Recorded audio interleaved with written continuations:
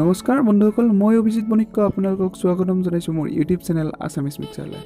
মই আজি আপোনালোকক এই ভিডিঅ'টিৰ জৰিয়তে আপোনালোকৰ হোৱাটছএপ এপছৰ যিখন প্ৰফাইল থাকে সেইখন প্ৰফাইল আপোনালোকে কেনেকৈ এখন ফুল ফটো ছেট কৰিব তাৰ বিষয়ে জনাম।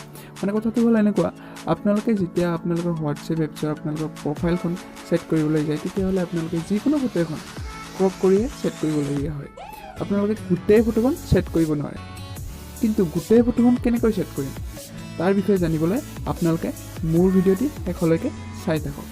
আৰু যদি ভিডিঅ'টি ভাল লাগে তেনেহ'লে প্লিজ লাইক কৰক, শ্বেয়াৰ কৰক আৰু কমেণ্ট কৰক। আৰু যদি আপোনালোকে মোৰ চেনেলটো এতিয়ালৈকে ছাবস্ক্ৰাইব কৰা নাই তেনেহ'লে প্লিজ ছাবস্ক্ৰাইব কৰক মোৰ নতুন নতুন ভিডিঅ'বোৰ পাই থাকিবলৈ। তেনেহ'লে আহক বন্ধুসকল, আমি ভিডিঅ'টি আৰম্ভ কৰোঁ।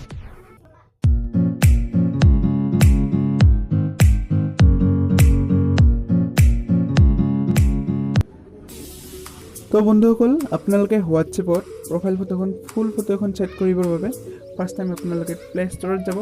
প্লে ষ্ট'ৰত যাই আপোনালোকে হোৱাটছ ক্ৰপ বুলি টাইপ চাৰ্চ কৰিব। হোৱাটছ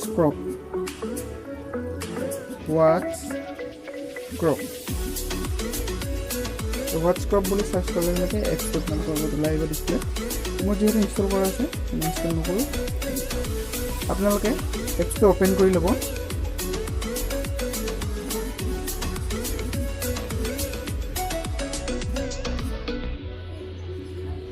এপছটো অ'পেন কৰাৰ লগে লগে তলত আপোনালোকৰ এটা গেলেৰীৰ চিম্বল ওলাব।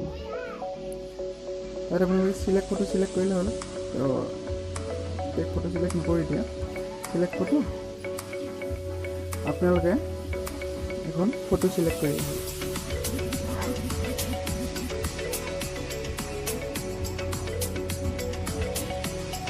তো মই এইখন ফটো ল'লোঁ।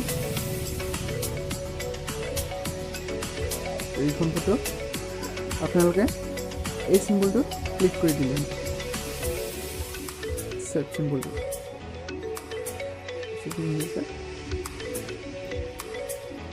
তো আপোনালোকৰ হোৱাটছএপ প্ৰফাইল ফটোখন ফুল ফটো এখন ছেভ হৈ যাব।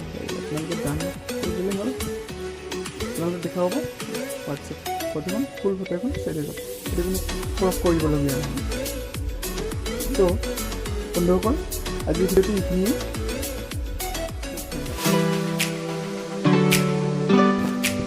শেষত আকৌ এবাৰ কৈছোঁ, যদি মোৰ চেনেলটো ছাবস্ক্ৰাইব কৰা নাই তেনেহ'লে প্লিজ ছাবস্ক্ৰাইব কৰক মোৰ চেনেলটো।